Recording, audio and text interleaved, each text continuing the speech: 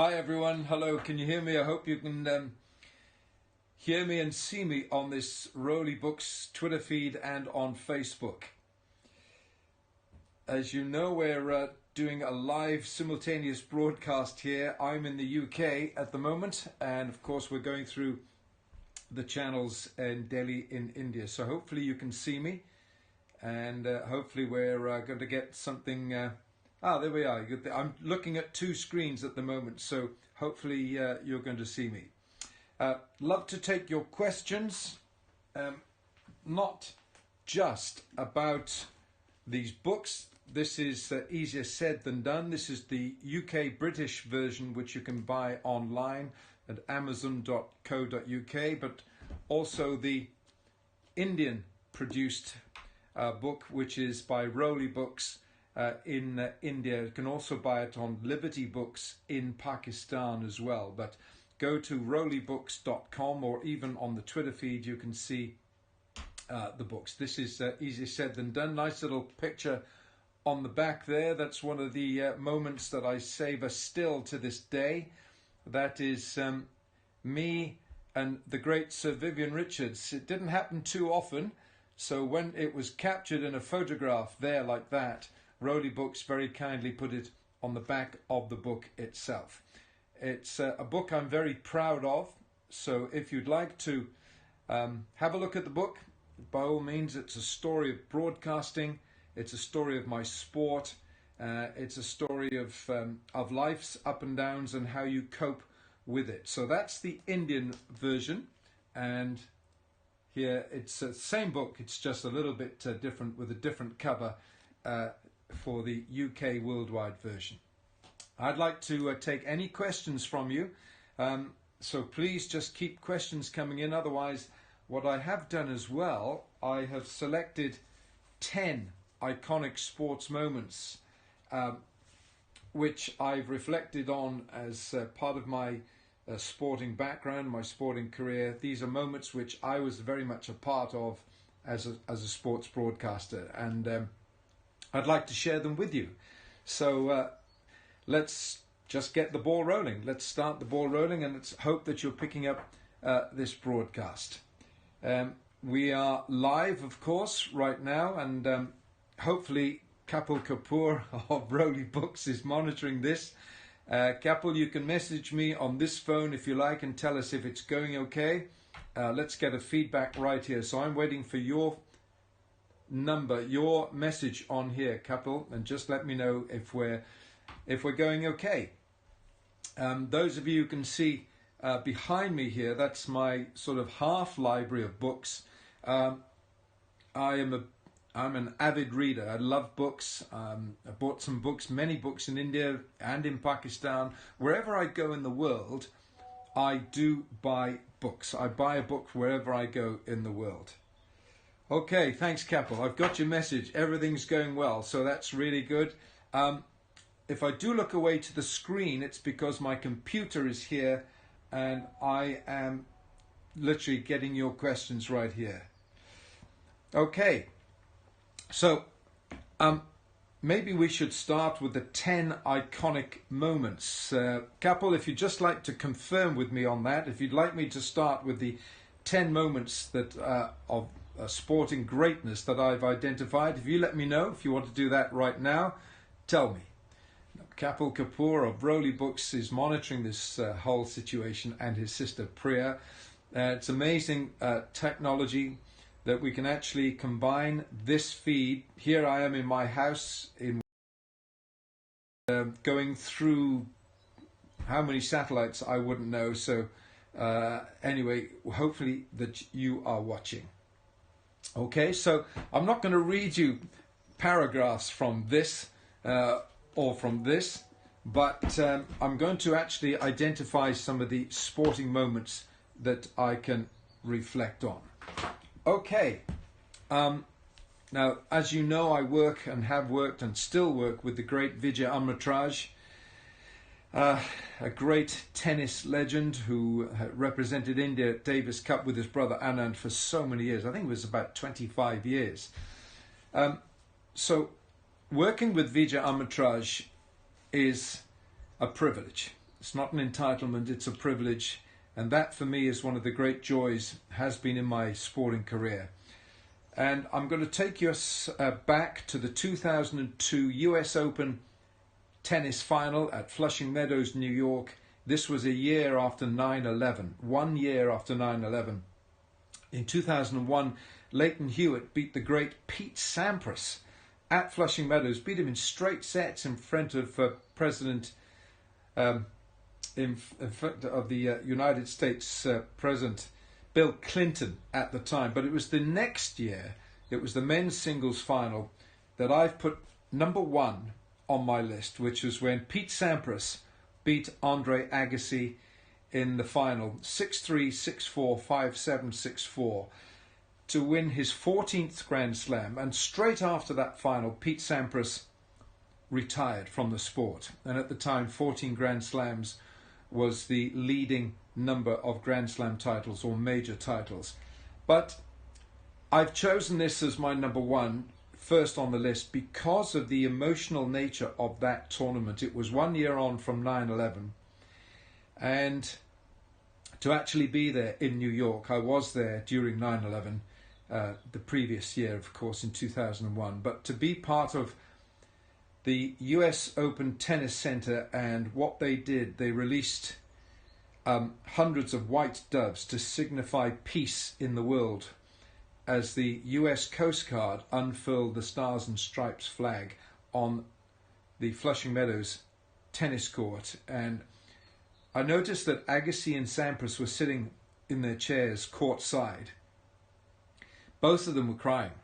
How on earth they managed to play a final, the final of the US Men's Open in 2002 is completely beyond me, because I was crying, Vijay Amritraj was crying, and it was a poignant moment in our broadcasting careers. So I put that down. Apart from the fact it was wonderful tennis, it was the moment, a poignant moment in our lives. That final will always be one of my iconic moments. Number two, this is in no particular order, so I'm going to go, I'll stay with tennis for the moment. Okay, you can maybe ask me if you want me to put these in some kind of order, but this is out of my head, out of my diaries, out of my heart. Okay, number two, I put the 2008 Wimbledon men's singles final. It was Nadal versus Federer. This is one of the greatest tennis matches in history. In fact, many tennis writers say this was the greatest match in tennis history. Nadal beat Federer, and Roger Federer was actually going for a he's going for a sixth consecutive Wimbledon title. It was the third consecutive year that these two had met in the Wimbledon final. Nadal beat Federer 6-4, 6-4, 6-7, 6-7, 9-7 in the final set. Now remember, there was no roof on at Wimbledon then. There was no roof, so there was no lighting. And the match finished at 9:15 UK time. It was in near pitch darkness. 4 hours, 48 minutes of the most brilliant tennis from two of the greatest tennis players who've ever lived. And that is an iconic moment for me. In fact, I still watch it. I still expect to see a different result. I don't know why, but that is the nature of the sport. So I put that down, the 2008 Wimbledon men's singles final. Okay, let's move on, shall we? I'm going to stay with tennis for the significance of that. Let me read here. Federer had won 5 in a row. He was bidding for a 6th Wimbledon title in a row in 2008. Nadal had won the French Open. He was bidding to win the French Open and Wimbledon for the first time.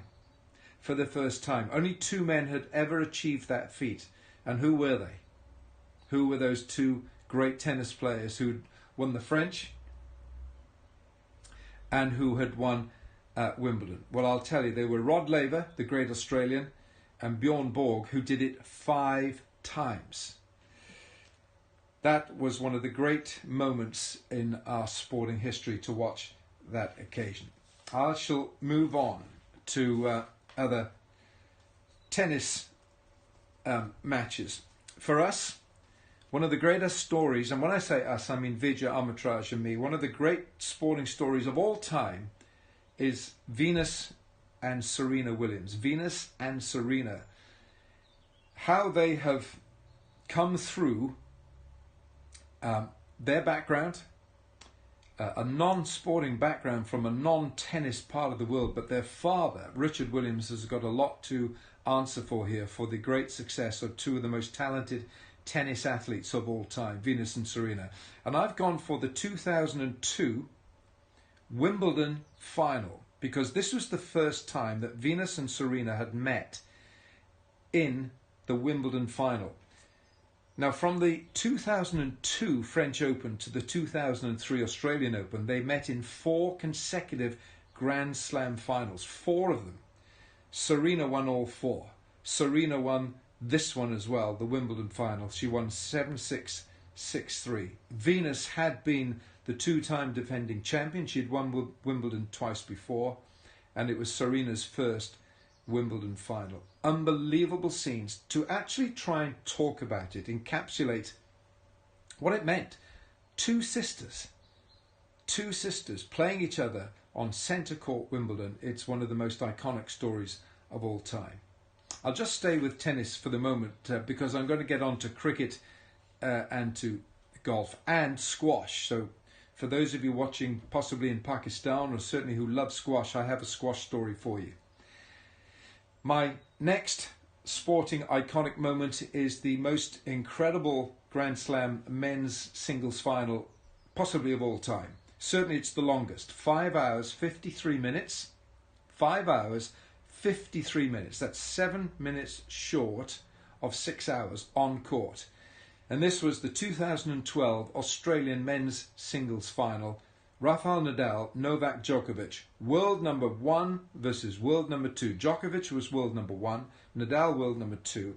It's the longest Grand Slam final in history, and Djokovic won 5-7, 6-4, 6-2, 6-7, 7-5 in that final set. Nadal said after that final, and these were two players who could barely stand at the end of almost 6 hours on court. Nadal said it was the toughest final of his career, the toughest defeat of his career. Djokovic said it was the finest win of his career, and he said this was after he had played Andy Murray in the semi-finals in a 5-setter, and he played 4 hours and 50 minutes in the semi-final just 2 days before. So can you imagine how tired Djokovic was? And Djokovic said, wonderfully sportingly, it was a shame that there couldn't have been 2 winners that night in Melbourne. That sums up the great sportsmanship between those two great athletes. I think I'm done with tennis for the moment. I think I have. So I'll move on. Those of you who cover golf. Well, for me, I've been privileged to go to the Masters in Augusta for 7 consecutive years, from 2007 to 2013. And for me, I didn't see Tiger Woods winning at Augusta, even though he's now just won last year. He won Augusta last year for his 5th green jacket. For me, it was watching the Australian Adam Scott in 2013. He won in the second hole of a sudden death playoff against the big Argentine Angel Cabrera. It was tense, it was dramatic, the sun had gone down, and this was one of the greatest displays by Adam Scott. It was his first major. It was also the first Masters win by an Australian. Remember that Greg Norman had come so agonisingly close so many times. But Adam Scott won with a birdie on the 10th hole, which was the second hole of the sudden death playoff. They played the 18th and the 10th. Tiger was tied for 4th with Jason Day in 3rd place. It was brilliant, and it's still etched in my Masters triumph for Adam Scott. Let's move on to cricket, because obviously I've covered a lot of cricket in my life. I'm going to take you back now to the 2002 NatWest Series final at Lord's, India against England. It was one of the greatest chases in a one-day cricket match that anyone has ever seen. Let me just take you back. This was a three-team contest between Sri Lanka, India and England, and the final was July the 13th, 2002. Blazing hot day, gorgeous day at Lord's. Lord's was a sea of light blue, which was a light blue for India. And it went like this. Nasser Hussain was captain of England. England won the toss and batted. England scored 325 for 5.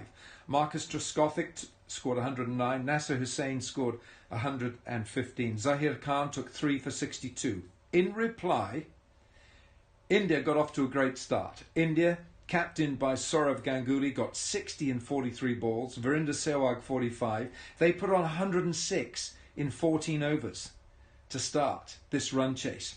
Then a collapse. Dinesh Mongia, he went for 9. Sachin Tendulkar went for 14. Rahul Dravid went for 5. India were 146 for 5. And it looked as if England were going to win this contest. 30,000 people at Lord's. But then in came Yuvraj Singh and Mohammad Kaif. They came together and put on 121 for the 6th wicket. Yuvraj scored 69, 9 fours and a 6. Mohammad Kaif, 87 not out from 75 balls. And Mohammad Kaif played the innings of his life, and he was the man of the match. And this was against an England bowling attack with Darren Gough, Freddie Flintoff, Alex Tudor, Paul Collingwood, Ashley Giles, Ronnie Irani. It was a very, very good England side. And who will ever forget the lasting images of Sourav Ganguly on the Lord's balcony, shirtless. He ripped his shirt off and was waving it around to the fans who were all out in their thousands on the Lord's turf. And that was the day that London turned light blue for India. And it was one of the great run chases. And also in the commentary box that day was Ravi Shastri, Sunil Gavaskar, Navjot Singh Sidhu, Harsha Bhogle, Geoffrey Boycott, and myself. We were called in those days a few good men because of the promotional trailer that was put out on television. I'm staying with cricket because this was one of the most amazing one-day matches in the ICC Cricket World Cup, and it was 2003. The ground was Centurion, just outside Pretoria in South Africa. South Africa hosting the 2003 Cricket World Cup. This was India against Pakistan at Centurion. India won by 6 wickets, but not before we saw some of the most terrifying fast bowling I have ever seen. Pakistan's bowling attack was Shoaib Akhtar, Wasim Akram, Waqar Younis, Shahid Afridi, Abdul Razak. But it's those first 3 of Shoaib Akhtar, Waqar Younis, Wasim Akram. Pakistan scored 273 for 7. Saeed Anwar, 101. India, 276 for 4 with 26 balls remaining. Sachin Tendulkar got 98. He was the man of the match. But in that match, it was a full house. And Shoaib Akhtar bowled the speed of light. I've never seen a cricket ball propelled so fast in all my life. He bowled 100 miles an hour. He terrified us in the commentary box. He made some of the best, finest Indian batsmen jump around in the crease because he was bowling so terrifyingly fast. But it wasn't quite.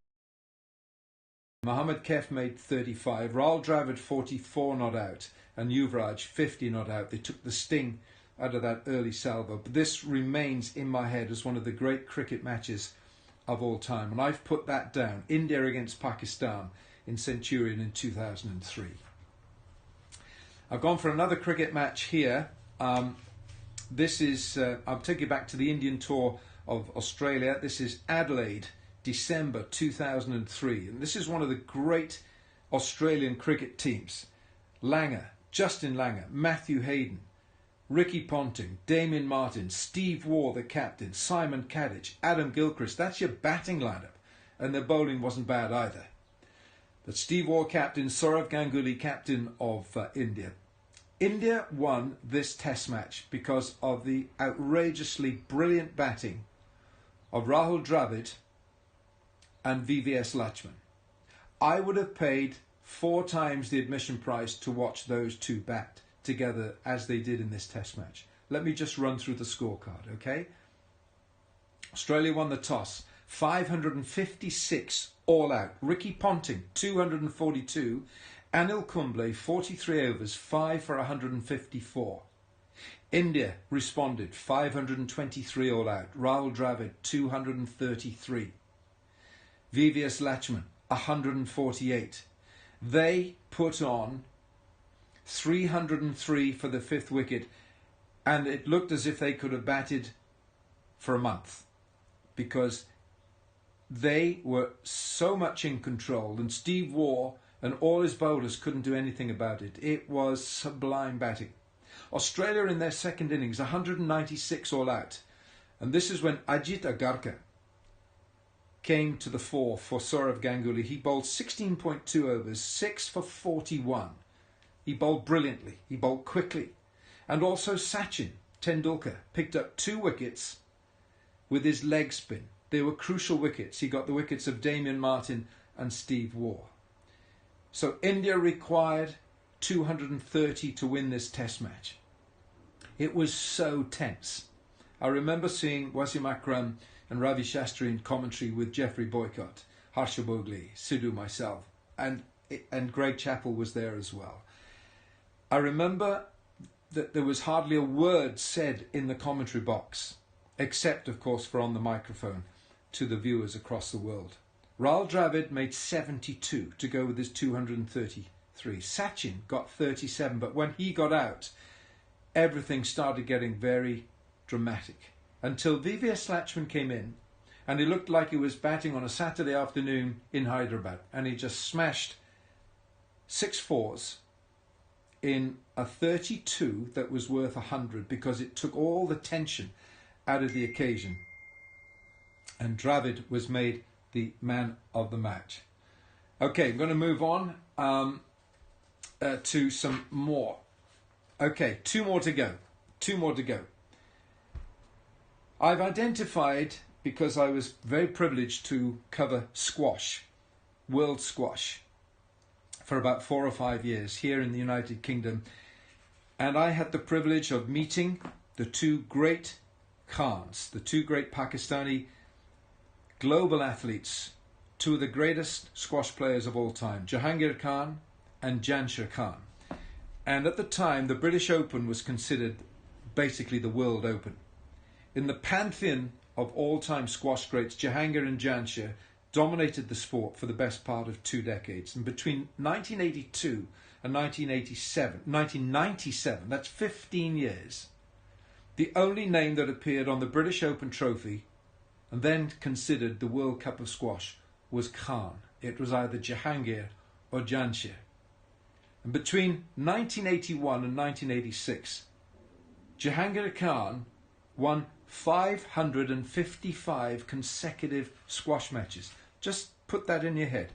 555 consecutive squash matches, never lost. Never lost. It's a record to this day.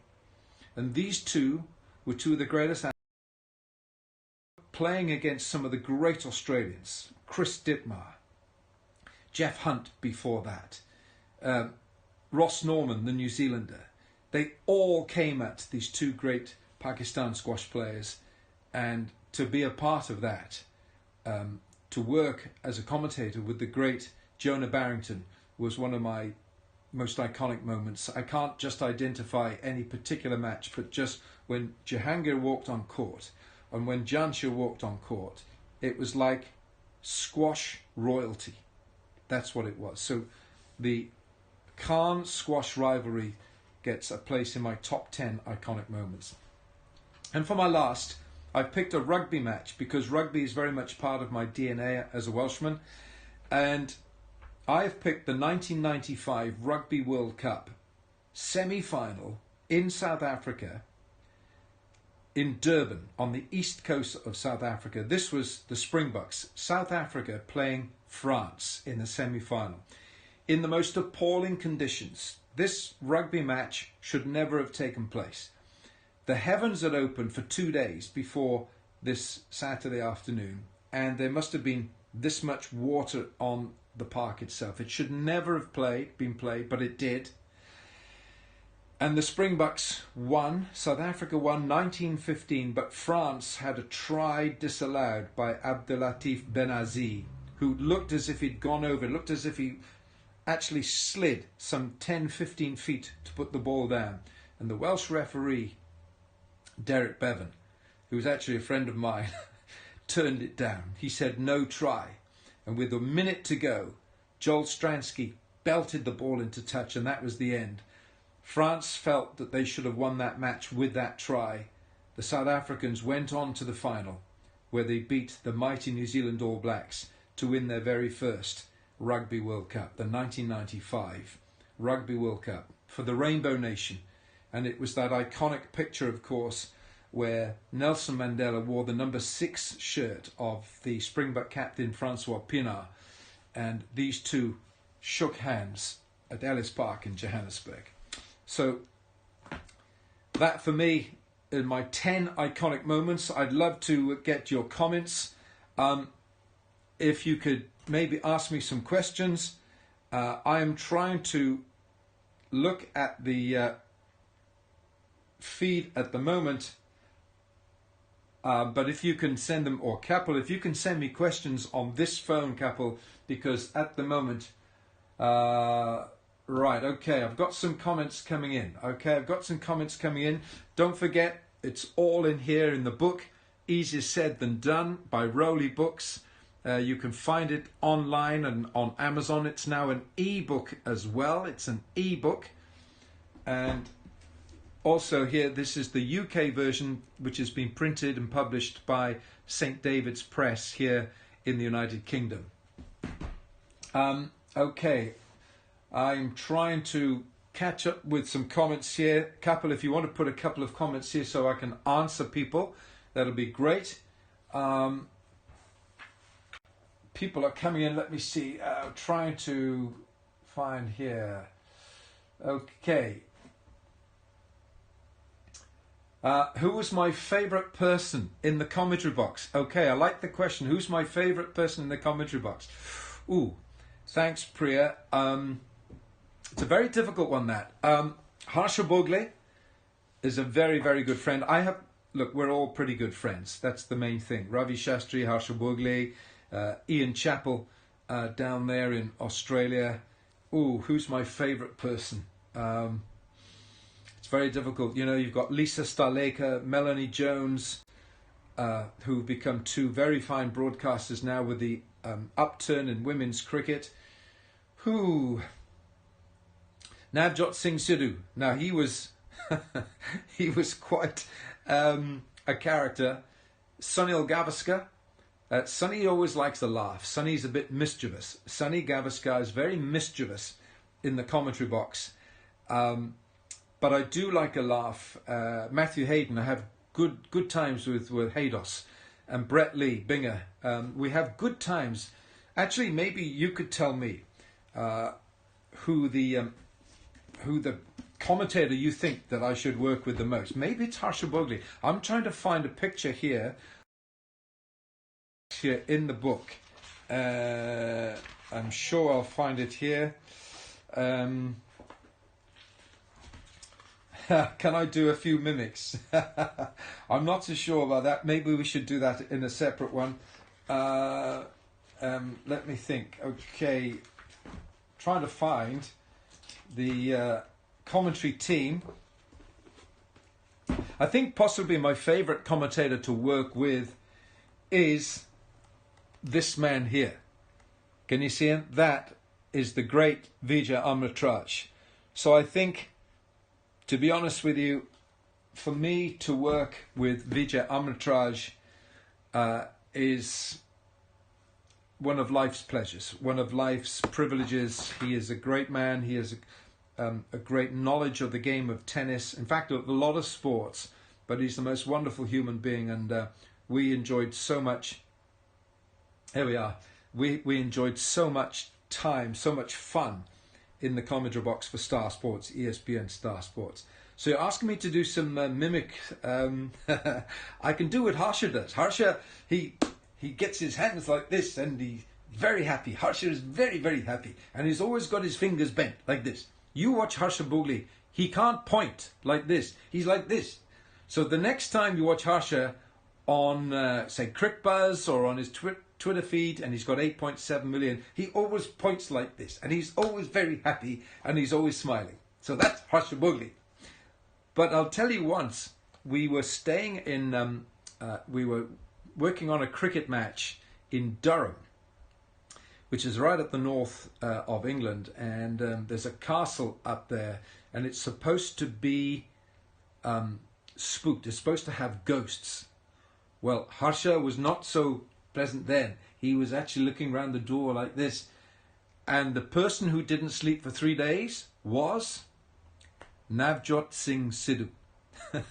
He was so scared in that hotel, which is a castle, because he said he swore he saw ghosts at night and he would not sleep. So he didn't sleep, but he slept in the commentary box.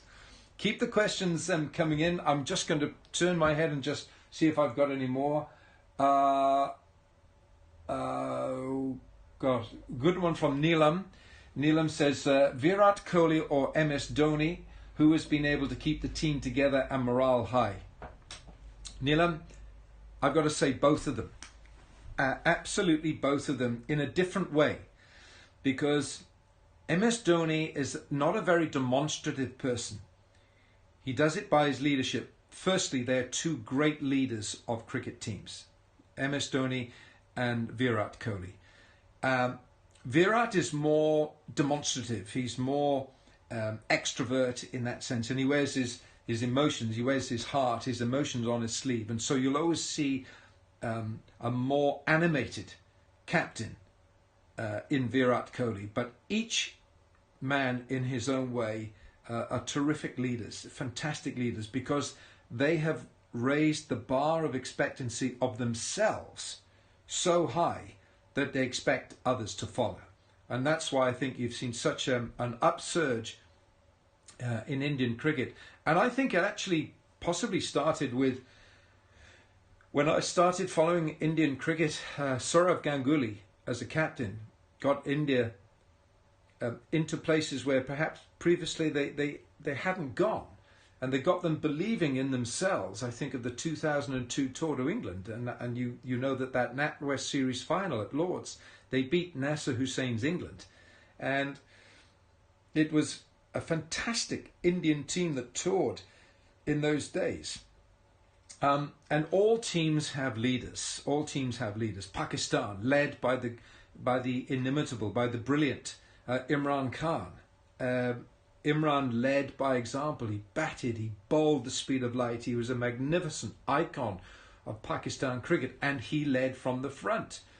Now, the same thing doesn't altogether go with England, because Ian Botham, Sir Ian Botham, wasn't a great captain of England, but he was a wonderful cricketer who obviously provided runs and wickets.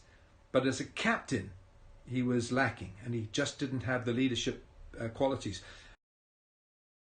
Inspired Ian Botham was Mike Brearley, and I've got Mike Brearley's book here. One of his books is here behind me here. So it doesn't mean to say that if you're a great cricketer, you're always a great leader. And also, I'm thinking of Sir Richard Hadley as well. Not a great captain, but one of the greatest fast bowling all-rounders the game has ever seen. So it doesn't always go that if you've been a great cricketer, you are a wonderful leader of men. Let's have a look. Some, oh gosh, Karam Miras, Tiger Woods, Michael Jordan, Roger Federer. Have we seen the greatest in our lifetimes? Whew, the greatest. Karam, the greatest golfer. Look, it has to be Tiger. But somewhere in my mind, and his book is here, oh gosh, here, Tiger Woods. But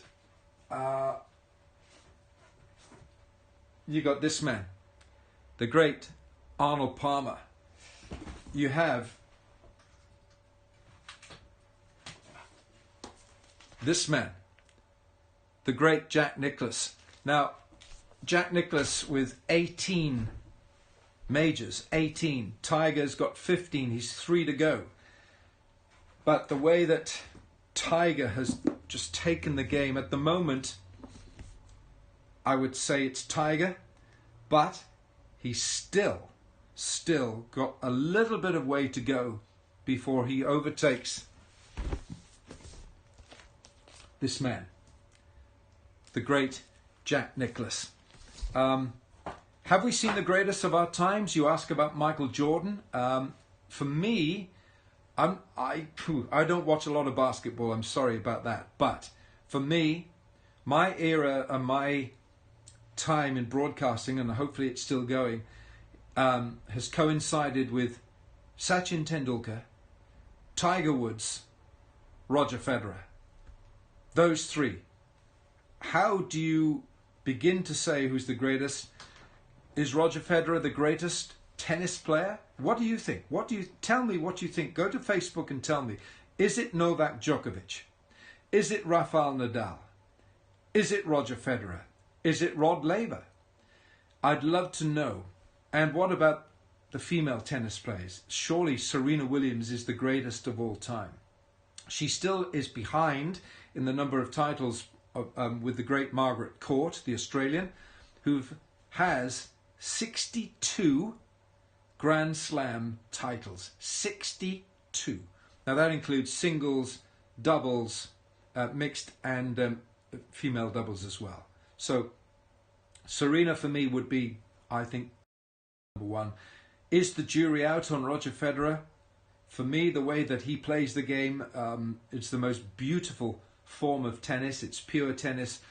But I think that the person who will end up with the most number of tennis majors will be Novak Djokovic. I think Djokovic will get maybe 22, 23, 24, 25 majors. He's still got years to go.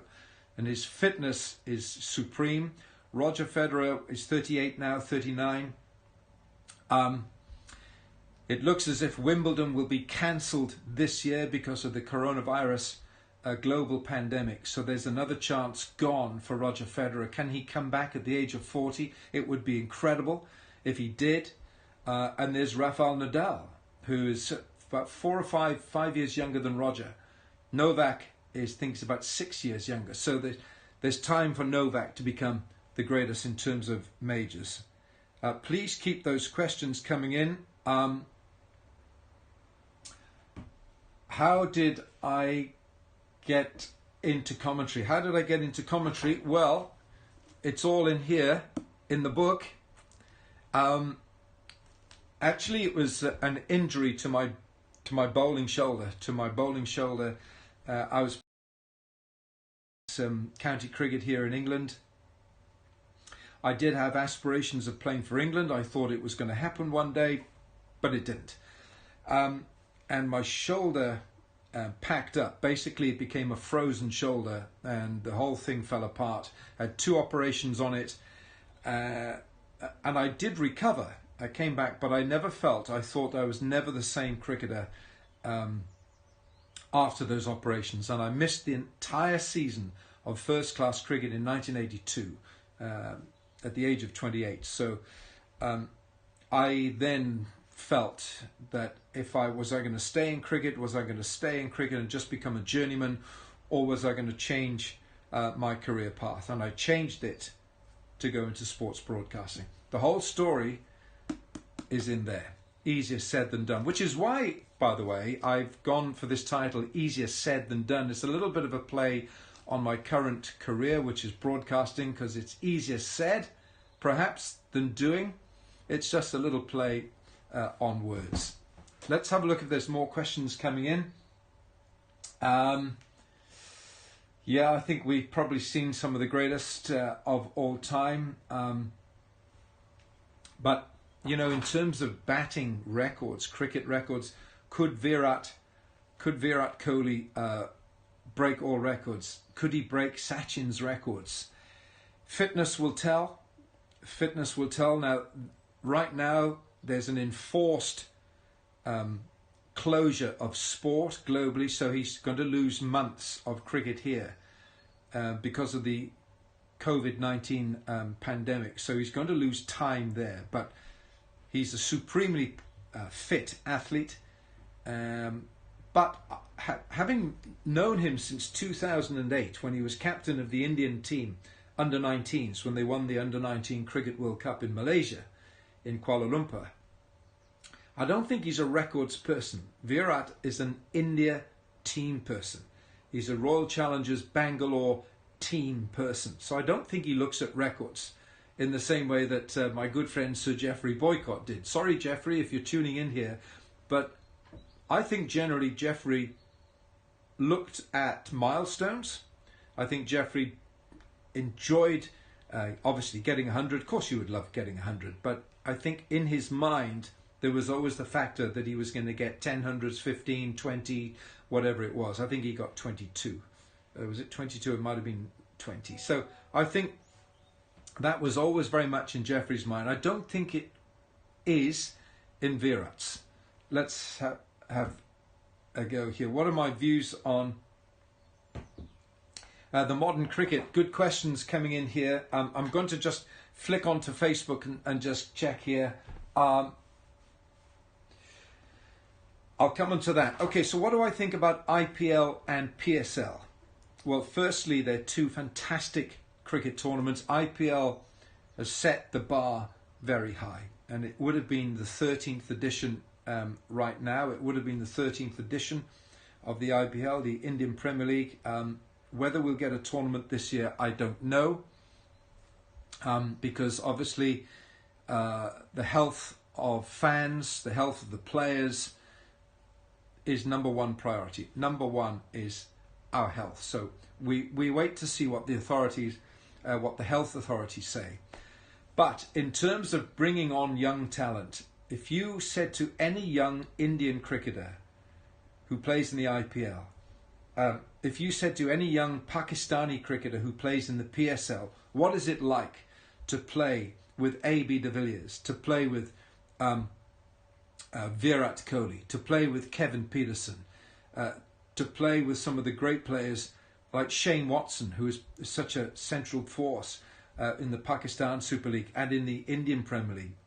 Sir Vivian Richards is a team mentor for the Quetta Gladiators. You ask any young player, what is it like to rub shoulders with some of these people? And they will say to you that no amount of money can buy you that experience, because it is part of the DNA of being in a franchise like the Mumbai Indians or the Peshawar Zalmi or the Karachi Kings, to rub shoulders with these great players and to share the dressing room with them.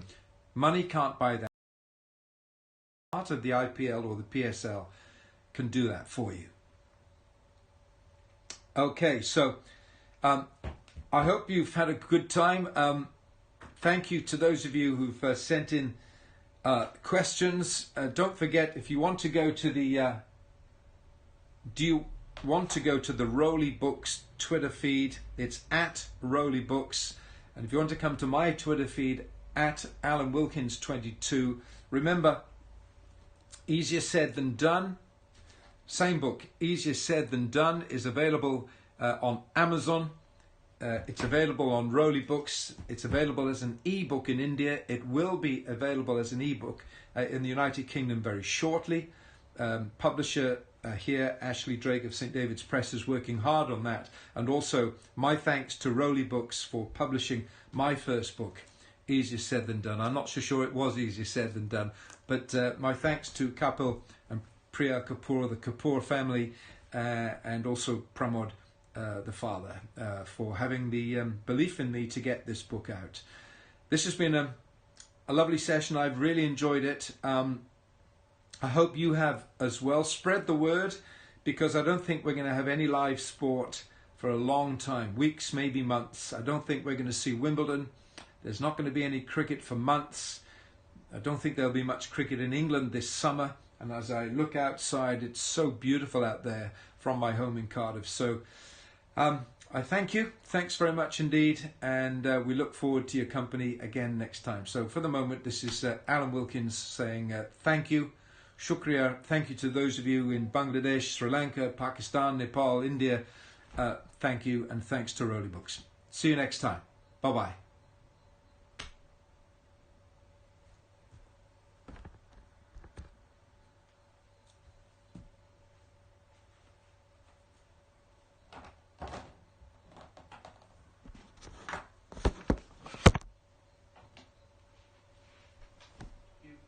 Shukriya. Thank you to those of you in Bangladesh, Sri Lanka, Pakistan, Nepal, India.